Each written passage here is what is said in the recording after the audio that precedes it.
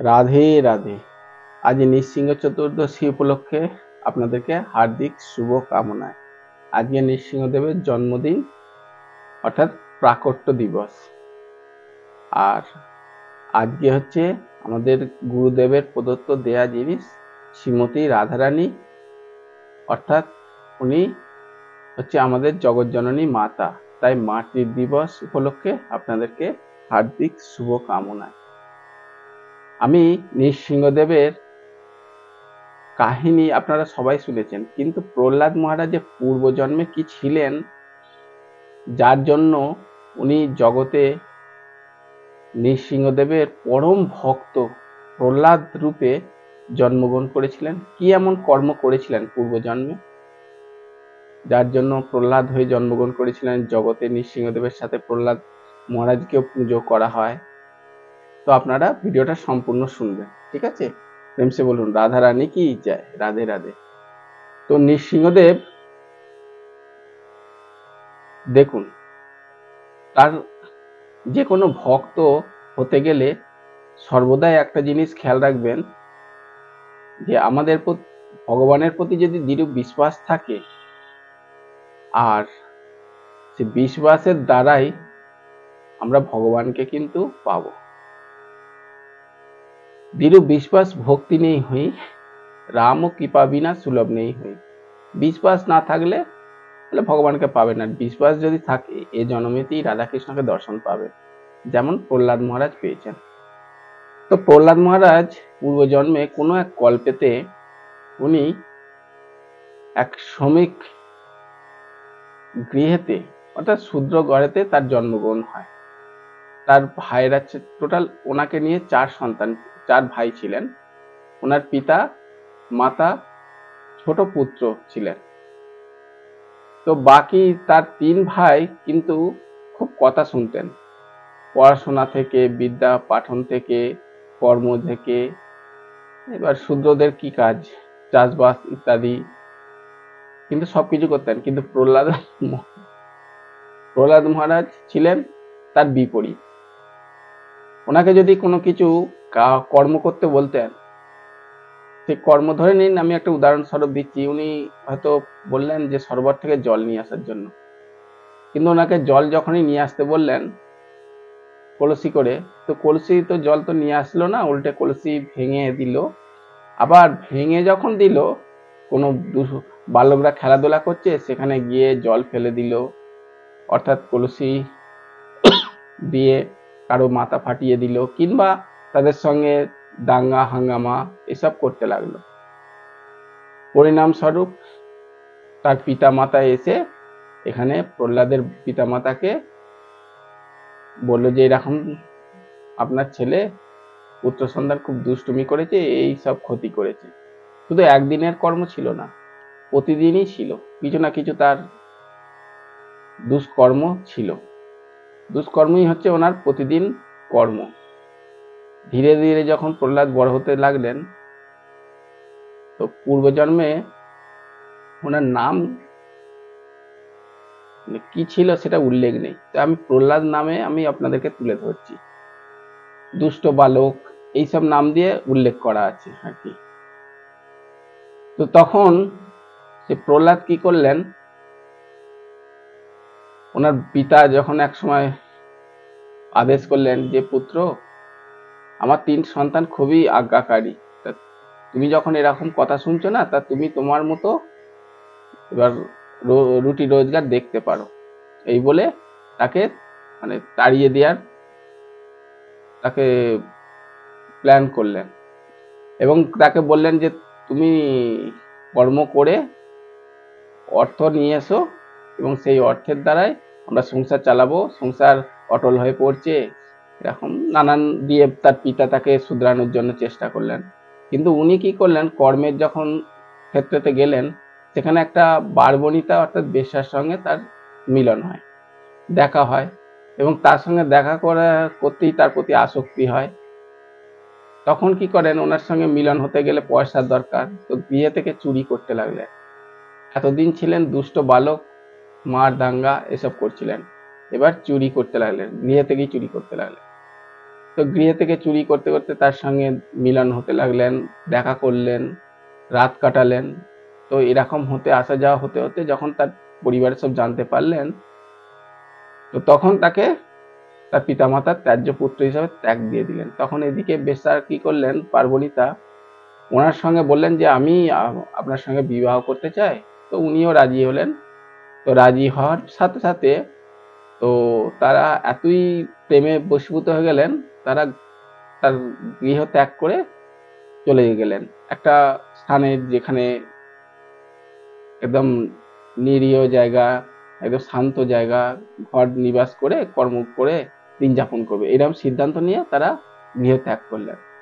কিন্তু গৃহ ত্যাগ করতে করতে একটা জঙ্গল থেকে আর একটা জঙ্গল, এত গভীর জঙ্গলে যেতে যেতে এখন তাদের সঙ্গে বাদ বিবাদ হয়ে যায়।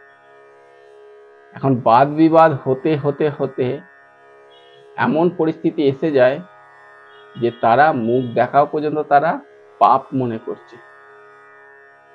তখন যেতে যেতে একটা দেখে ভাঙা মন্দির রয়ে আছে। সেই মন্দিরের মধ্যে মানে ওখানে কি ছিল সেটা তুলে ধরছি, ওনারা জানেন না। ওই স্থানটায় নৃসিংহদেবের মন্দির ছিলেন, মাটির, কিন্তু সেটা কালক্রমে ঝড় জল বৃষ্টি ইত্যাদি মন্দির তো ভগ্ন অবস্থায়, তো সেটা ভেঙে ভেঙে মৃত্তিকায় পরিণত হয়ে যায়। এবং এদিকে সেই মন্দিরের কাছে করে যখনই সেখানে যায়, কোনো রকম ভাবে এদিকে ঝড় জল হচ্ছে, বৃষ্টি হচ্ছে, বজ্রপাত হচ্ছে, সেখানে আশ্রয় করতে গেলেন।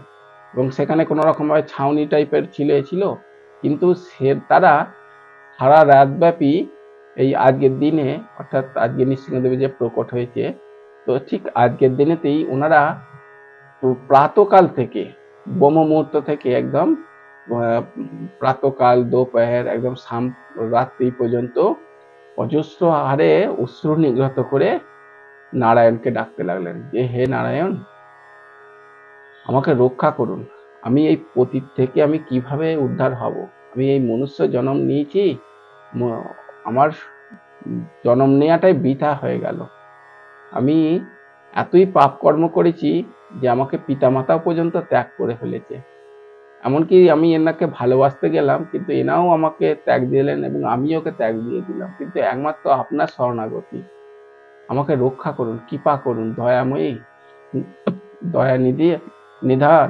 এই বলে ক্রন্দন করতে লাগলেন। এবং সারা রাত্রিব্যাপী উনি ক্রন্দন করতে করতে করতে করতে তার পরের দিন, যে চতুর্দশীর পর আমাদের পঞ্চমী, অর্থাৎ আমাদের হিসেব মতো নৃসিংহদেবের পরের দিন কালকে যেটা পড়বে, তো সেই সময় করে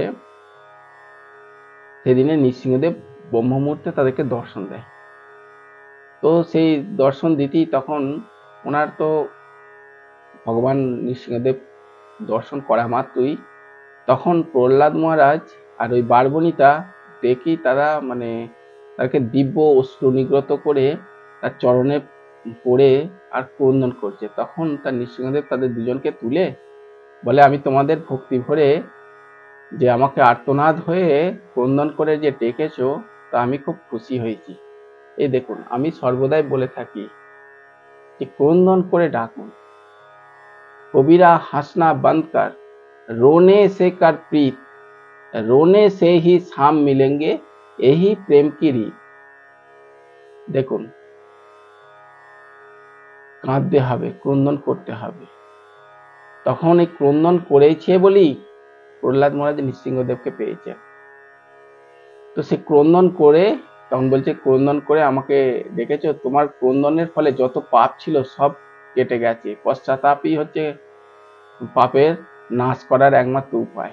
পশ্চাতাপ করেছে, ক্রন্দন করেছে, ভগবানকে ডেকেছে, আর সেই দিন নৃসিংহদেবের প্রাকট্য দিবস ছিল, এতে প্রসন্ন হয়ে গেলেন। অহেতুক কৃপা যেটা হয়, অহেতুক কৃপা করলেন, তখন বর প্রার্থনা করলেন। তখন আমাদের প্রহ্লাদ মহারাজ বললেন, যেন আমি সর্বদাই আপনার চরণাশ্রিত হয়ে রয়ে থাকি, আপনাকে যেন কোনোদিন ভুলি না, আপনাকে যেন চরণ নিয়েই সর্বদাই থাকি জনম জনমতর। তো তখন বললো, তাই তথাস্তু।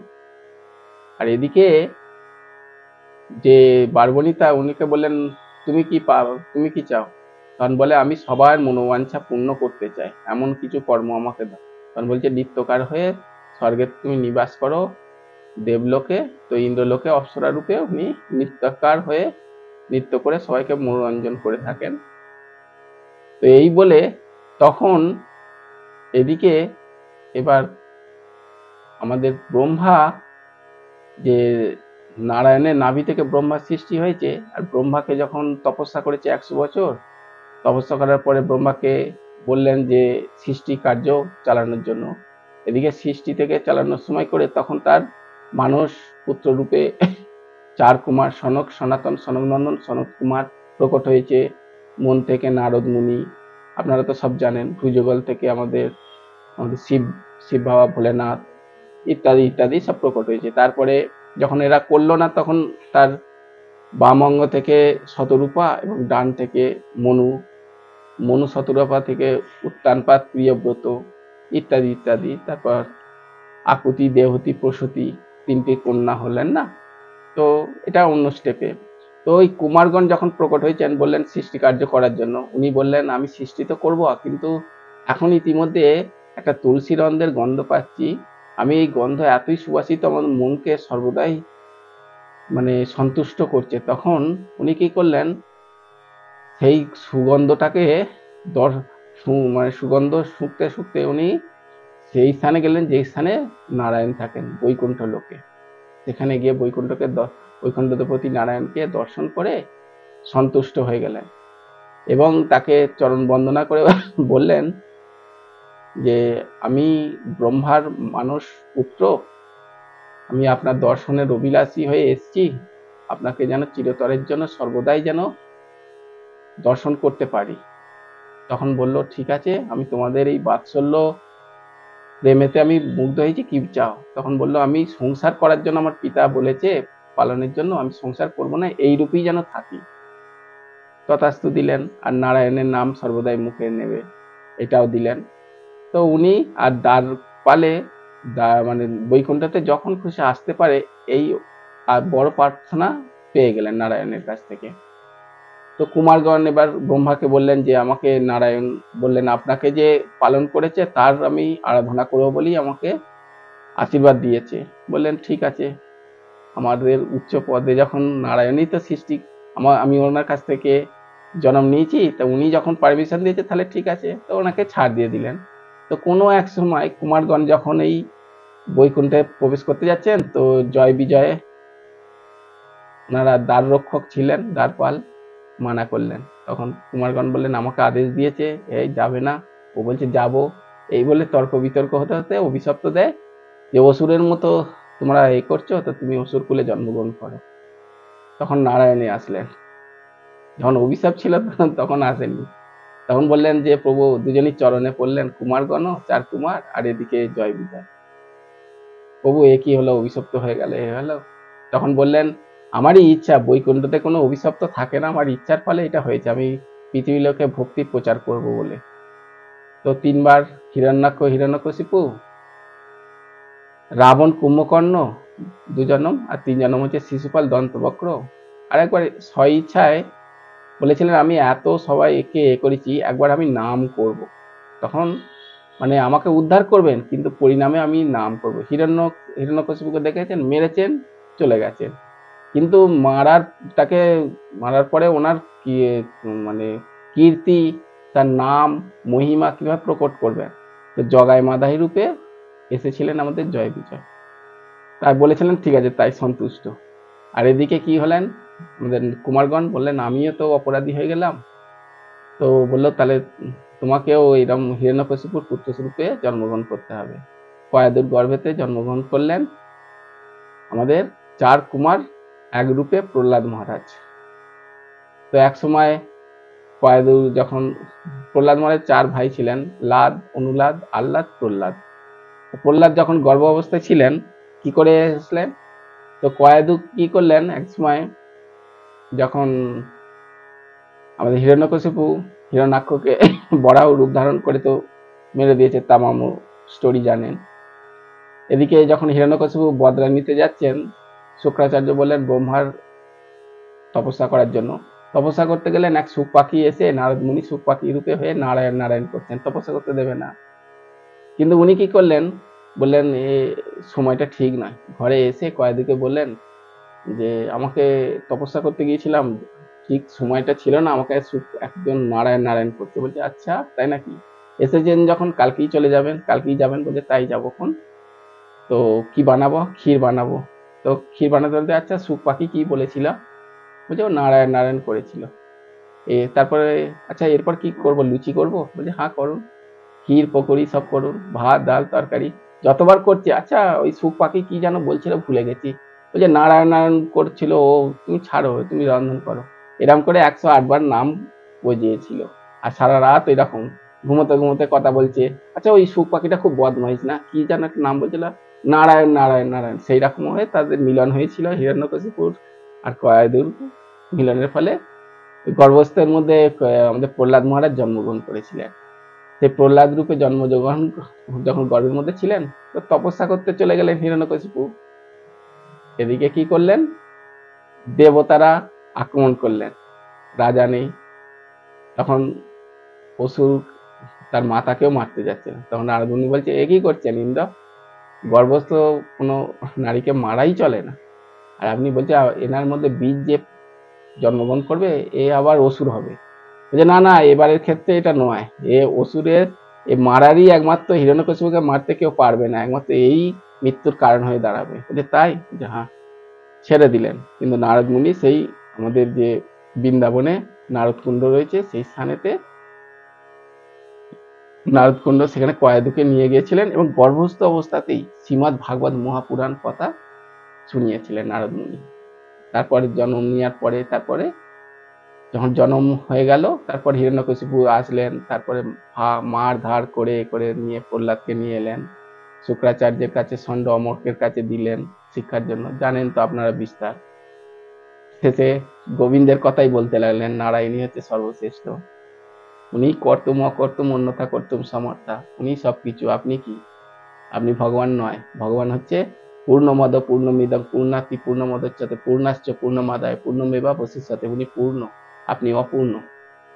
হ্যাঁ, তো আপনি যতই আপনি বলেন দিনে নয় রাত্রে নয় মরবো না, হ্যাঁ এই মাসে নয় ও মাসে নয়, তো ভগবান শেষ পর্যন্ত কি করলো? বলে সব স্থানেতেই আছে, থামার মধ্যেও আছে। বলছে হ্যাঁ, তো থামায় মারলো। জানেন আপনার ওরা অত্যাচার করেছে করেছে বিস্তার আর কি। শেষে নারায়ণই বাঁচেছে, বললো তাহলে থামার মধ্যে থাকবে? বলছে হ্যাঁ। থামাতে গদা মারলো, দেখলো আমাদের নৃসিংহদেব প্রকট হয়ে বললো আরে তোর দরজা বাইরে নয়, গৃহের বাইরে নয়, ভেতরে নয়, আমার জাঙ্গার মধ্যে, দিনে নয় রাত্রে নয়, এখন গোধূলি লগ্নে। হ্যাঁ 12 মাসে মরবি না, এটা 13মা মাস, যেটা মল মাস পুরুষোত্তম মাস বলে। সেই 31 মাস হয় না, 30 এরকম হতে হতে একটা মাস হতে হতে 12 বছর অন্তর একটা পরে এটা। তো এটা মল মাসে। তো অস্ততে ন শস্ত্রতে নয়, নোকের দ্বারায়, এটা আমাদের যেটা। তো যাই হোক ইত্যাদি ইত্যাদি বলে তার চিরে দিলেন। তো তারপর প্রহ্লাদের রূপে ওকে পুজো করলেন। নমস্তে নরসিংহায়া, নমস্তে নরসিংহায়া, প্রহ্লাদ দলাহিনী হিরণ্যকশিব পূর্বাক্ষাহা। কীর্তনটা আছে জানেন, আমি যে ভাগবত করি কীর্তনটা করি। যাই হোক, এই হচ্ছে আজকে নৃসিংহদেব প্রাকট্য দিবস। আপনাদেরকে হার্দিক শুভকামনায়। প্রহ্লাদ মহারাজের পূর্বজন্মের কাহিনীটা বললাম এটাই। আর ইতিহাসে সবকিছু নেটের মধ্যে পেয়ে যাবেন, যে প্রহ্লাদ মহারাজ হিরণ্যকশিপু কত অত্যাচার করেছে।